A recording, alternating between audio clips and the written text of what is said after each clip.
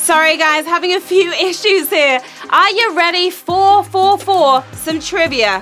No more April Fool's pranks, I promise. Happy Easter and chocolate egg day as well. But before you dig into yours, get your cheeky brother to give it a taste test first, just in case. If you're hanging with family and friends right now, put down the lamb leg and put your colorful minds together, because cash is on the line right now. I'm Sharon Carpenter, your ecstatic hostess with the mostess, and this is HQ Trivia, the show that converts what's in your head into golden eggs. The rules to play are simple. I'm going to ask you a series of questions ranging from easy to hard. You have 10 seconds to tap the answer. If you get it correct, you move on, answer all 12 right, and you win, or you split today's super-sized prize. There is a foolishly large £8,000 up for grabs right now. That won't get people to fall for your pranks, but it could get you a home gym to burn off the lamb shank. However you spank it, you've got to bank it first. So let's get cracking with Q1. What was the nickname given to an illegal bar in Prohibition America? Laugh stupidly, shout insipidly, speakeasy. What was that nickname given to an illegal bar? The Americans don't really get irony, do they? So instead of risking shout insipidly, they went for the more obvious speakeasy. Nice, easy one there for Q1, 71,875 after you got that one correct. Drinking alcohol was banned in the US from 1920 to 1932, so there wasn't much to laugh stupidly about either. Q2, in the popular TV program of the 90s and noughties, where was Buffy's role? Ozone layer, tennis player, vampire slayer. What was Buffy's role? Ozone layer, tennis player, or vampire slayer? Even mocap legend Andy Serkis wouldn't know where to start with playing the ozone layer. No tennis balls in sight. It's Buffy the Vampire Slayer. Of course, we all loved that show, didn't we? 70,369 if you're slaying Q2.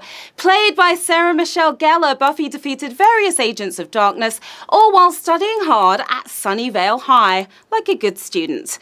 All right, shout out to all of you chatting it up on Twitter. We have Patrick Smith, Paul O'Rourke, Michael Harmstone, Cynthia, Haley Bow, Kiana Grace, Andy Sharp as well, Mandy Jane X, Elliot Rhodes, Sophie Hatton, the Coombs family are playing right now, and a very happy birthday to Josh from Cambridge. If you're not following us yet, you should be at HQ Trivia UK.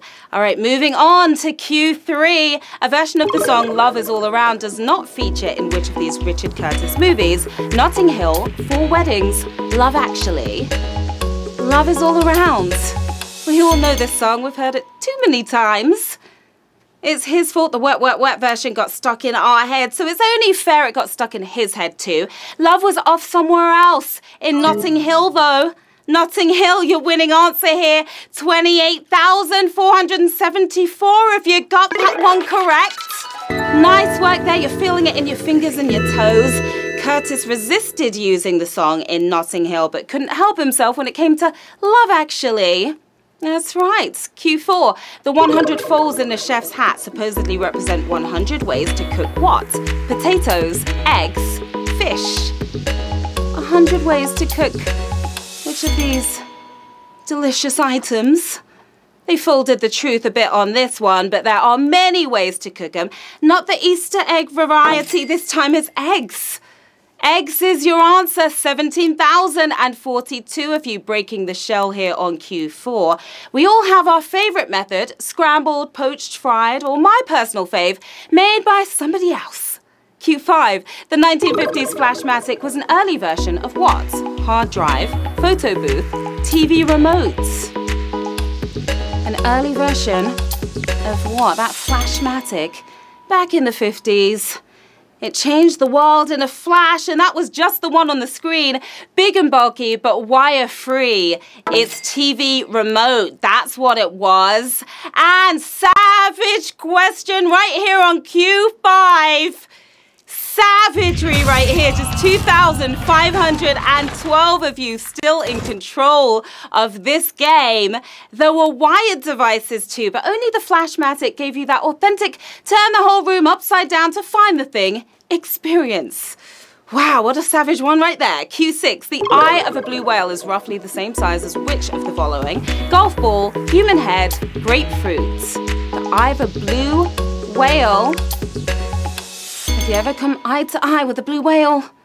Despite their massive size, a blue whale's eye is relatively small, competing with Liam Gallagher for who has the beadiest eye. It's the size of a grapefruit. Yeah, grapefruit for the win here. 1,557 of you with your eye on the prize, the mega prize. Now, a human eye is roughly the same size as a golf ball, so please make sure you hit the right one, okay? Q7, what does the letter G stand for in the APGAR test used to assess the health of small babies? Gums, grimace, growth. What does that G stand for? Do your OGs know this one? If you're playing now, then you pass this test 2 times. I wouldn't grin about it though, as the G stands for grimace. Grimace is your answer. And another savage one right there. Fried sausages to go with your lamb today. 252 of you are grinning right now. Invented by Virginia Apgar, we're all lucky that her surname is an acronym for appearance, pulse, grimace, activity, and respiration, coincidentally. Q8, which of these actors was in the British national squash team as a child? Andrew Garfield, Tom Hiddleston, Martin Freeman. Used to play squash. Pretty good at it as a child. 3 high-flying actors, but who would squish the others at squash? A hero on the court and a hero of Middle-earth as well. Martin Freeman. That's who. 86 of you. Quite a brutal one there, not quite savage. 86 of you squashing the competition. He may hobble around as Watson in BBC's Sherlock, but Freeman was a talented young sportsman who also excelled at football. Q9, we are getting close, HQTs. Which of these is not a royal park? Bushy Park, Green Park, Battersea Park. Not a royal park. Bushy, Green, or Battersea. 2 of these parks may belong to the Queen, but you won't catch her sunbathing here in the summer. Power to the people and the power station as well. Battersea Park, not a royal park, but a royal win there for 47 of you players. London may be known as the Big Smoke, but it has 8 royal parks and many other royalty-free green spaces as well. Q10. The world's heaviest offshore oil platform takes its name from the Latin word for which country? Scotland, Ireland, Russia. The heaviest offshore oil platform. Do you know what that is? The Hibernia is located in the North Atlantic, but that's not where the name comes from. No relation to hibernation. It's Latin for island. Island, your winning answer. 11 of you. 11 of you burning the 3 p.m. oil here. Now, the Hibernia is built to withstand impacts from icebergs, so they need all the Irish luck they can get out there. Who's got the Irish luck right now? Q11, which Nathaniel Hawthorne novel is written in the first person? House of Seven Gables, Blithedale Romance, The Scarlet Letter. Nathaniel Hawthorne novel in the first person. It wasn't until Hawthorne's 3rd romance novel that his protagonist started narrating. The letters were black, and there were 0 gables in this one. Blithedale Romance is the answer we were looking for here, and we have no winners. We have no winners, and you know what that means? You know what that means? That means that the money is going to be rolling over to tomorrow's. Actually, I take this back. We have one person who used their extra life, and it looks like he is still in the game.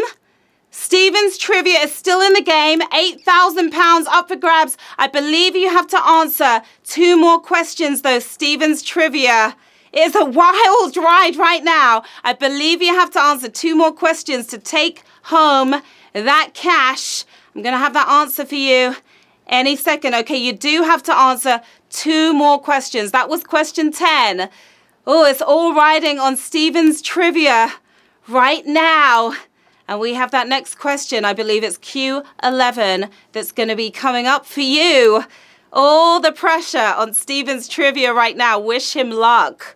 Wish him luck. That is a big amount of money, and it's certainly not easy to get through those next two questions, the toughest questions of the game, which will be hitting our screens any moment. In the meantime, have another bite of your lamb leg and your lamb shank. And Stephen's trivia, maybe have a little shot to calm the nerves right now. Are you nervous? What do you think that next question's going to be? What topic? What category? Geography? Is it going to be entertainment? Is it going to be history? What do you think it's going to be, players? We still have 20,000 players who are watching the game right now. And again, it's all riding on our last player who's still with us. Stephen's trivia. It's certainly April Fool's Day today, isn't it? We've been learning that the hard way. April Fool's Day. How many pranks have you been playing on your friends and family members? All right, here we go. It's just one last question. Okay, it's not one last question. We're going to give him the win. We're going to give Stephen the win. We're going to give you the win. We're going to give you that £8,000. Yes, we are. We have one winner in today's game, our special Easter game, the biggest game ever for the UK. We're going to give it to him. You've got it. Stephen is our winner, and you are taking home that full £8,000. You have made history today. Yes, you have, Stephen. What are you going to do with the cash? Tweet us and let us know. Let us know in the chat if you're on the chat right now. Holy moly, what an incredible Easter show that was. As always, everybody hit me right here on Twitter and Instagram. Let me know how you got on today and request those shout outs, all right? Also follow us at HQ Trivia UK for all the latest quiz chatter. We have so much fun out there on Twitter. All right, you're going to join us back here tomorrow, hopefully, at 3 p.m. It's your day off, of course. It's a bank holiday. Yeah, join me at 3 p.m. for another chance to get your mitts on a foolhardy £550.